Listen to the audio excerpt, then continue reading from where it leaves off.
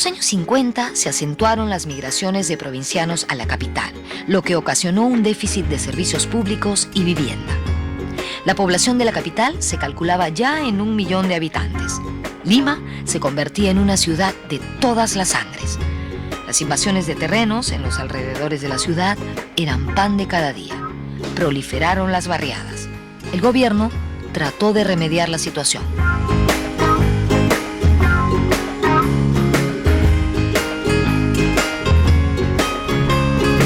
En 1955 empezó la construcción de la unidad vecinal de Mirones, tradicional conjunto de viviendas ubicado en la avenida Colonial, ex carretera del Callao. Su diseño estuvo a cargo del arquitecto Santiago Agurto Calvo. Pero, ¿por qué se llama Mirones? ¿Por qué tiene ese nombre tan peculiar? Nos cuenta el historiador Juan Orrego que cuando estábamos todavía en conflicto con España y las flotas hispanas merodeaban el Callao buscando la reconquista, desde aquí los limeños observaron el combate ocurrido el 2 de mayo de 1866 y de ahí viene ese curioso nombre de Mirones. Junto con Matute y el RIMAC, este conjunto de viviendas fue terminado durante el primer gobierno del arquitecto Fernando Belaúnde.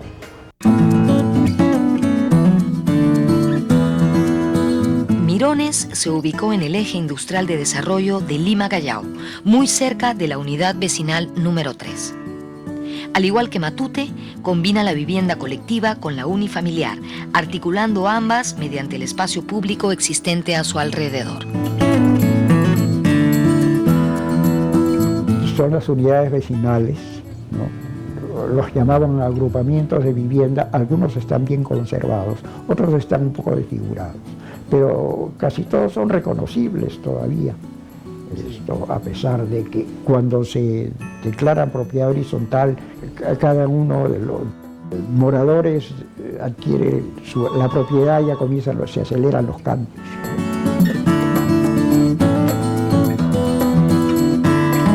Las unidades vecinales son unas piezas extraordinarias que ahora están muy cambiadas, muy alteradas y que dieron todo este lenguaje de ladrillos que todos recordamos, ¿no?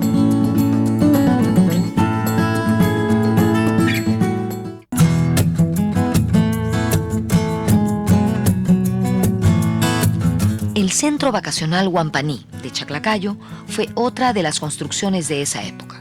Si bien no se trata exactamente de un proyecto de vivienda social, es una obra dirigida a satisfacer las necesidades de recreación y esparcimiento del pueblo, con las mismas facilidades y comodidades de cualquier club privado. Fue promovida y financiada por la Corporación Nacional de Vivienda, dirigida por Santiago Agurto, y con un equipo donde se encontraba un conocido nuestro, el arquitecto Juan Gunter.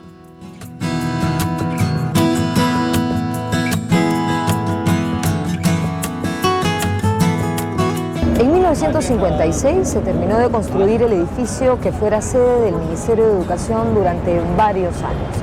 Se trató del primer edificio de más de 20 pisos en la ciudad y se mantuvo como el más alto de Lima durante más de 2 décadas. Está ubicado entre las avenidas Abancay, Nicolás de Piérola y el Jirón Apurímac, frente al Parque Universitario. El arquitecto que estuvo a cargo de su diseño fue Enrique Seoane. Cuenta Luis Miro Quesada Garland que el diseño de este edificio satisfizo al presidente Odría, quien sostenía que los edificios verticales eran masculinos, mientras que los edificios de líneas horizontales eran femeninos. Un poquito sexista el comentario, ¿no?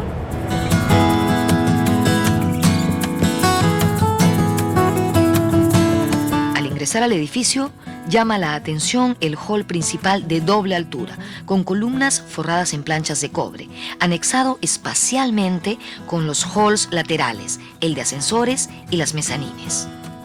Las paredes de estos ambientes contienen murales con temas relativos a la educación, obras de importantes autores.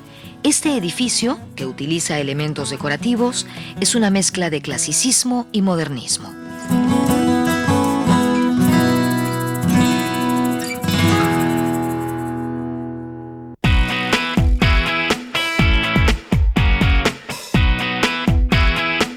En 1956 se construye el Hospital del Empleado, aquí en el distrito de Jesús María.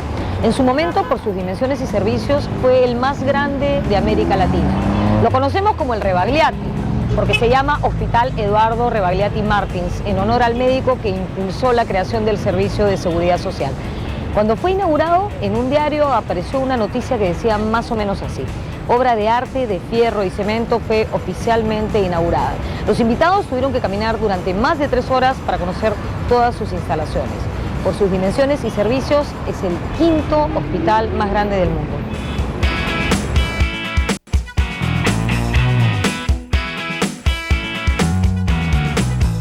Odría dejó el poder en 1956. Su política de implementación de obras públicas había sido favorecida por la coyuntura de la Guerra de Corea, que incentivó la exportación peruana de materias primas a buenos precios. En 1959, con presencia del presidente Manuel Prado Ugarteche, se inauguró el cementerio El Ángel, que era el nuevo cementerio general de Lima. La hermosa necrópolis de perfiles arquitectónicos modernos era un proyecto del arquitecto Luis Miro Quesada Garland. Este cementerio se ubicó en tierras de lo que fue el Fundo Anchieta, frente al antiguo cementerio limeño, el Presbítero Maestro. La construcción en el Perú volvió a potenciarse con la llegada a la presidencia del ex profesor de la UNI y fundador de Acción Popular, el arquitecto Fernando Belaúnde Terry.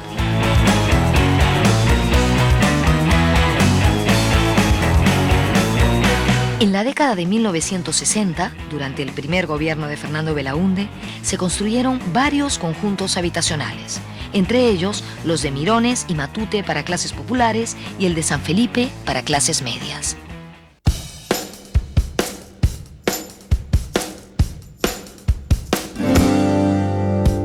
La llamada Residencial San Felipe fue el más ambicioso de estos proyectos y su escala fue única en su momento. El diseño de su primera parte estuvo a cargo del arquitecto Enrique Siriani. Esta obra de enormes proporciones fue pensada para que gran cantidad de gente pudiese habitar un lugar agradable, con el que pudiesen sentirse identificados.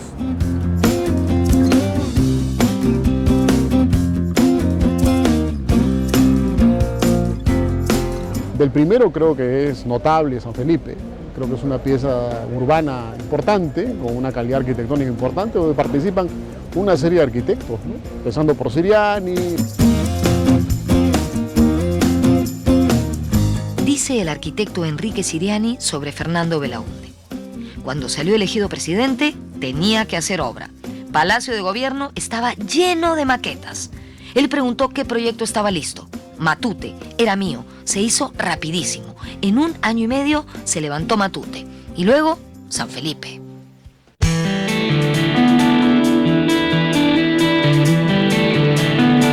El Centro Residencial San Felipe es uno de los mejores proyectos de la época, pero en realidad este proyecto ha sido tan bueno que ha logrado su cometido, ¿no? Hacer de que el centro residencial se vea como un lugar casi desértico, porque el espacio está muy bien administrado ahí, ¿no? Hay lugares, sectores residenciales, comerciales, centros de convenciones y hay corredores cubiertos, entonces es un poco difícil ver demasiada actividad de gente en esos lugares, ¿no? Son edificios que están construidos con esa perspectiva. Uno puede ir a San Felipe y puede pensar de que en ese lugar no vive mucha gente, pero es porque la arquitectura cubre un poco esa dinámica social que hay en ese lugar.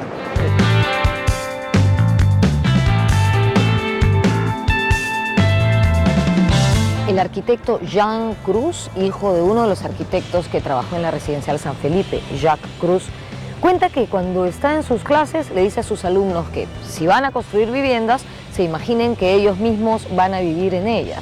Esa fue, creo yo, la filosofía con la que se diseñó la Residencial San Felipe. Todo un clásico en lo que a conjuntos residenciales se refiere. Áreas verdes, comercios, vías de circulación, en fin. Y lo más importante de todo, como decía una antigua publicidad, la Residencial San Felipe se mantiene joven aunque pasen los años.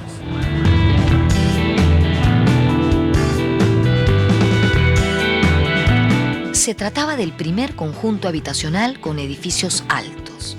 Este tipo de construcción de viviendas tiene un parque principal y un subterráneo para los vehículos. La llamada Residencial San Felipe fue construida en los terrenos de lo que fuera el hipódromo de San Felipe y, transcurridas varias décadas desde su construcción, mantiene un aspecto moderno. El arquitecto Fernando Belaúnde se mostró muy interesado en promover la construcción de viviendas. En los 2 periodos que fue presidente de la República, dejó esto muy marcado.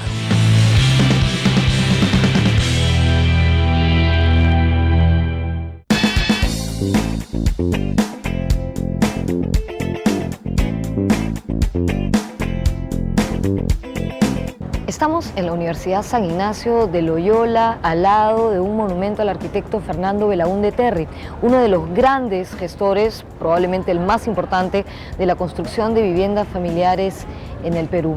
Grande fue la labor del arquitecto Belaúnde como profesor en la UNI, como primer decano de la Facultad de Arquitectura de esa universidad, como arquitecto, por supuesto, como diputado en el tiempo de Bustamante y Rivero y, claro, como presidente del Perú en 2 oportunidades. Incluso en los años 80, cuando la crisis arreciaba en América Latina y, por supuesto, el Perú no escapaba a ello, se construyeron en Lima y provincias muchos complejos habitacionales que hicieron realidad el sueño de la casa propia para muchos peruanos.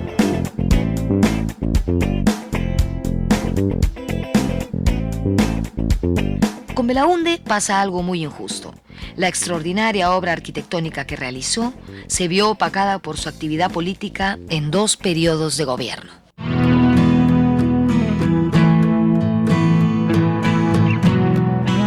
Es una figura pues muy especial de la historia y de la historia de la arquitectura, ¿no? Muy abierto, Belaúnde me parece, porque fue muy abierto a todas las tendencias, a acoger todo lo que fuera bueno, todo lo que fuera positivo. Y en la arquitectura pues ha tenido un rol importante como promotor de la vivienda sobre todo, ¿no? Del planeamiento moderno y de la vivienda. Belaúnde, que conviene mencionarlo creo, porque es un forjador, porque hizo la facultad, porque indujo que haya pues vivienda masiva y urbanismo, digamos, y todos los que lo siguieron, no sé, pues Agurto, Miro Quesada, Córdoba, en fin, toda la historia de la arquitectura importante.